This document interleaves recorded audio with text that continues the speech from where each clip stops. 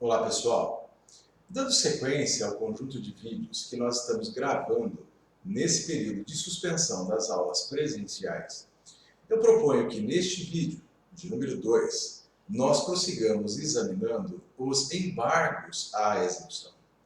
Embora a compreensão dessa matéria interesse a todos os profissionais da nossa área, eu observo que este vídeo está sendo gravado com destinatários específicos, que são os meus alunos do 7º semestre da Faculdade de Direito.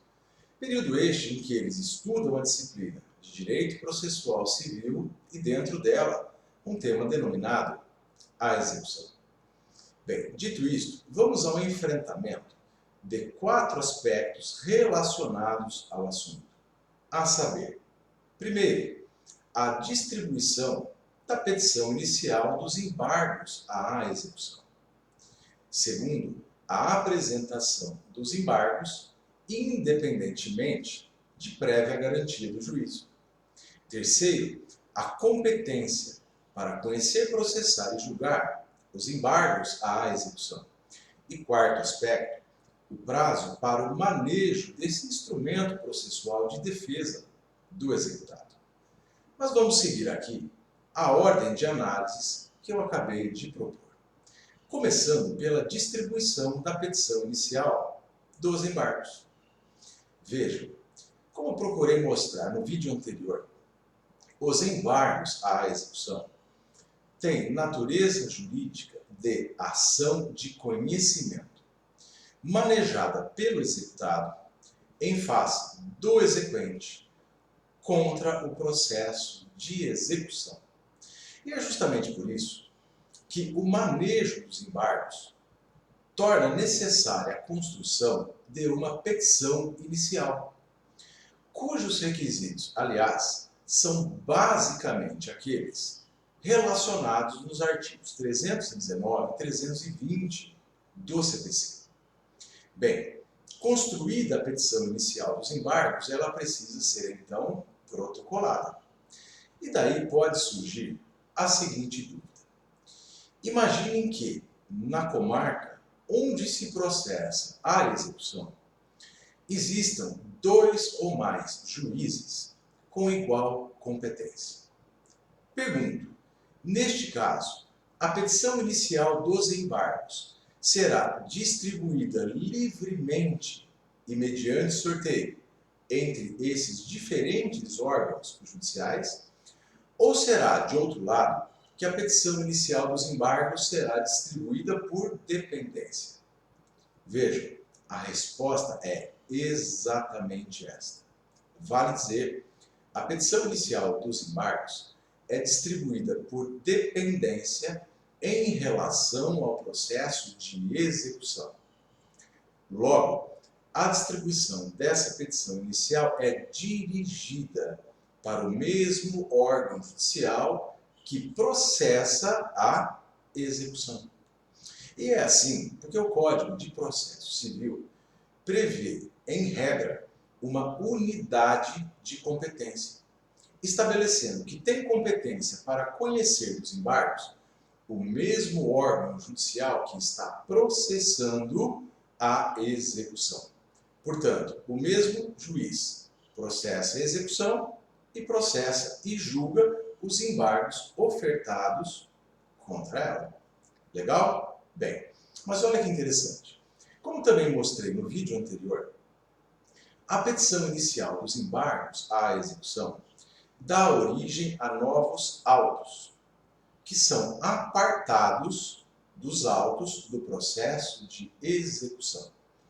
E é justamente essa a razão pela qual o Código de 2015 prevê que o executado pode instruir a petição inicial dos embargos com cópias de peças e documentos que formam o processo de execução.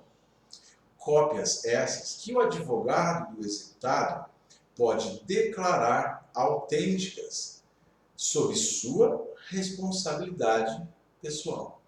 Portanto, em síntese, o advogado do executado construirá a petição inicial dos embargos, e deve instruí-la com cópias de peças e documentos que formam os autos do processo de execução, declarando-as autênticas, sob sua responsabilidade. Essa petição inicial será então protocolada e distribuída por dependência. Vale dizer, a distribuição é dirigida para o mesmo órgão judicial que está processando a execução. Entenderam? Bem, superado esse primeiro aspecto, vamos então ao segundo, que envolve a apresentação dos embargos, independentemente de prévia garantia do juízo. E daí já surge a seguinte indagação. O que significa garantir o juízo? Significa garantir a execução.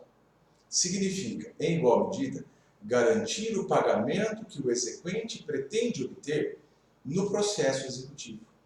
E o pagamento, a execução, o juízo é garantido mediante penhora, depósito da soma em dinheiro exigida pelo exequente, ou então com a prestação de uma caução.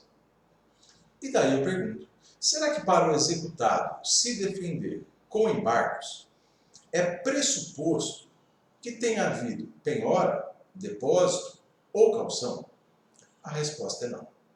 O executado pode apresentar os embargos à execução sem ter sofrido penhora, sem realizar um prévio depósito da quantia em dinheiro exigida na execução e sem prestar uma caução idônea.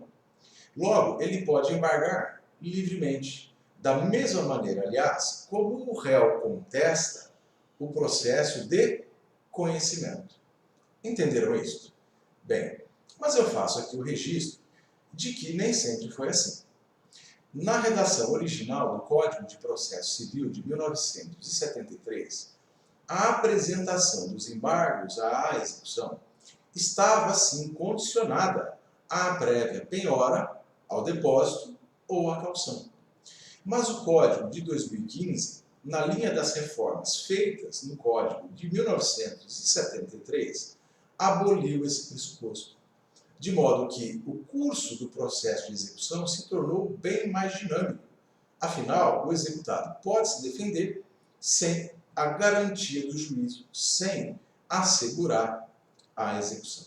Legal? Bem, superado este segundo aspecto, vamos então ao exame do terceiro, que é bastante importante. E qual é ele? Qual será o órgão judicial que tem competência para conhecer, processar e julgar os embargos à execução? Como procurei mostrar há pouco, essa competência pertence, em regra, ao mesmo juiz que está processando a execução, dentro daquela unidade de competência que eu procurei mostrar a vocês. Mas pode acontecer de o juiz da execução necessitar deprecar atos deste processo para outro órgão judicial. Vale dizer, expedir carta precatória para outro juízo. E daí surge a seguinte indagação.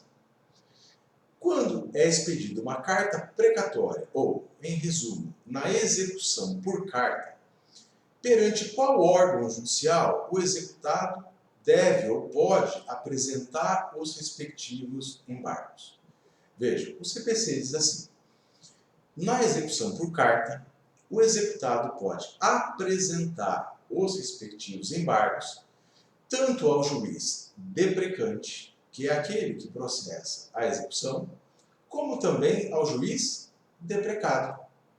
Mas, nestes dois casos, a competência para conhecer, processar e julgar os embargos à execução é do juiz deprecante, vale dizer, daquele juiz que processa a execução, exceto em um caso. E qual é ele?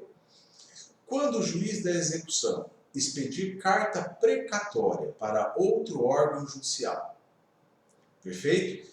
E o juízo deprecado praticar atos de penhora, avaliação e alienação de bens e os embargos à execução versarem exclusivamente sobre essas matérias, que matérias? Penhora, avaliação ou alienação de bens, realizada pelo juiz deprecado, a competência para conhecer, processar e julgar os embargos à execução é dele, e não do juiz deprecante. Entenderam? Portanto, a regra geral é de que a competência para os embargos pertence ao mesmo juiz da execução. Mas, na execução realizada por carta precatória, quando os embargos atacarem penhora, avaliação e alienação de bens realizada pelo juiz deprecado, a competência passa a pertencer a este órgão judicial. Fui claro? Entenderam isso? Muito bem. Mas vamos avançar um pouquinho para a análise do quarto aspecto relativo a este vídeo. E qual é ele? O prazo para a apresentação dos embargos à execução. Objetivamente respondo. O prazo para o executado embargar é de 15 dias.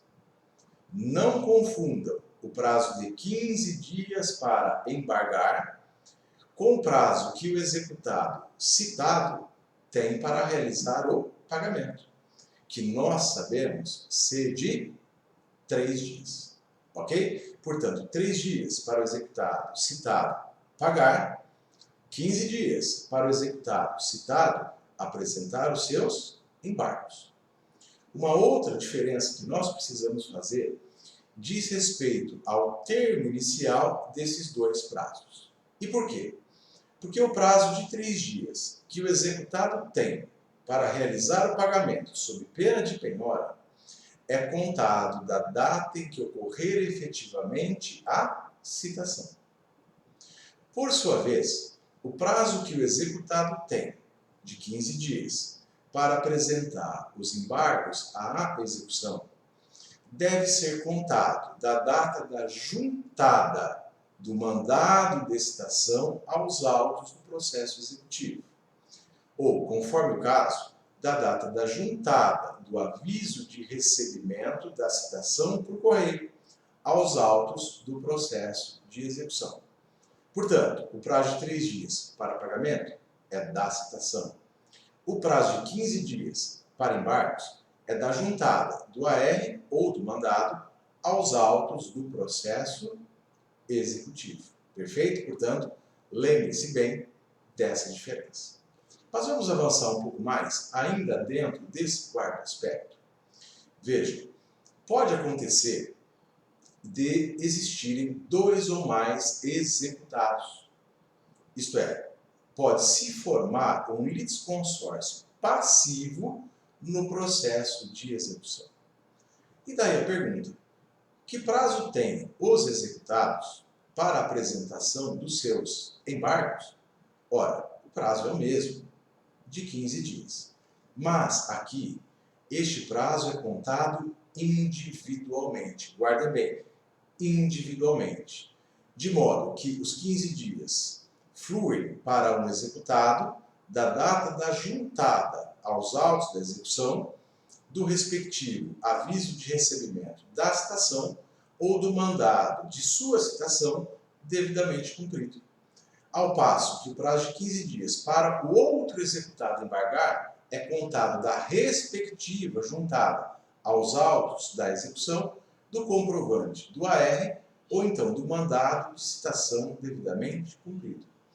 Por essa razão, em regra, não se aplica aos embargos à execução aquela regra de contagem de prazo que nós aprendemos quando estudamos o processo de conhecimento.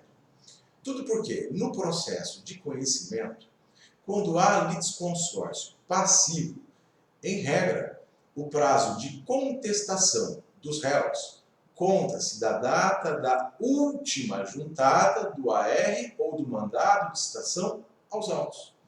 De modo que, no processo de execução, o prazo para que todos os réus contestem inicia-se no mesmo dia e termina na mesma data.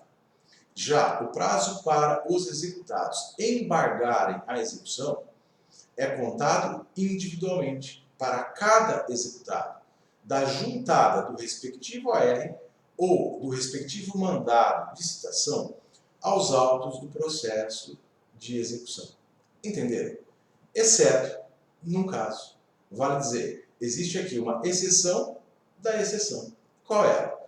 Quando os executados forem cônjuges ou companheiros, perfeito? Portanto, casamento ou união estável, o prazo para que os cônjuges ou os companheiros embarguem a execução, prazo este de 15 dias, é contabilizado da data da juntada do último AR aos autos ou da data da juntada do último mandado de citação devidamente cumprido aos autos do processo de execução. Mas aí vocês me perguntam, professor, por que razão é assim? Ora, a razão me parece óbvia. Quando os executados são marido e mulher ou companheiros que vivem em união estável, a tendência é que eles embarguem conjuntamente e, no geral, representados pelo mesmo advogado. Daí porque o CPC previu uma unidade de prazo para ambos os cônjuges, para ambos os companheiros, dizendo que o prazo de 15 dias para que eles embarquem inicia-se na data em que ocorrer a juntada aos autos do processo de execução do comprovante de aviso, do último comprovante de aviso de recebimento ou do último mandado de citação devidamente cumprido. Diferente é a hipótese em que há vários executados e não existe casamento ou união estável entre eles. Aqui, na prática, a tendência é que cada executado embargue individualmente. E justamente por isso o Código previu que a contagem de prazo para esses executados que não são cônjuges nem companheiros será contabilizado, os prazos serão contabilizados individualmente das datas em que ocorrerem as juntadas dos respectivos avisos de recebimento aos autos do processo de execução ou dos respectivos mandados de citação. Compreenderam isso? Bem, mas antes de finalizar esse vídeo, eu preciso chamar a atenção de vocês para mais um detalhe. O prazo de embargos à execução, em todo caso, é de 15 dias.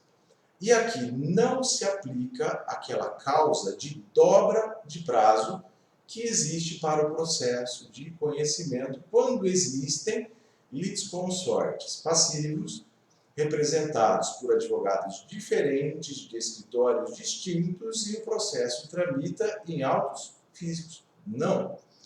Em nenhum caso ocorre aqui a dobra de prazo. Portanto, o prazo para os executados embargarem é invariavelmente de 15 dias.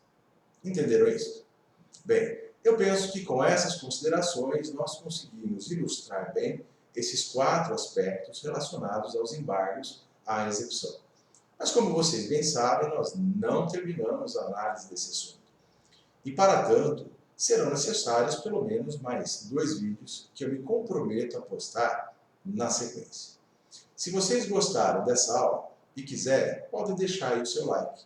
Mas por outro lado, se as minhas explicações suscitaram alguma dúvida, por gentileza, mande para mim as suas indagações e eu vou procurar respondê-las no menor tempo possível.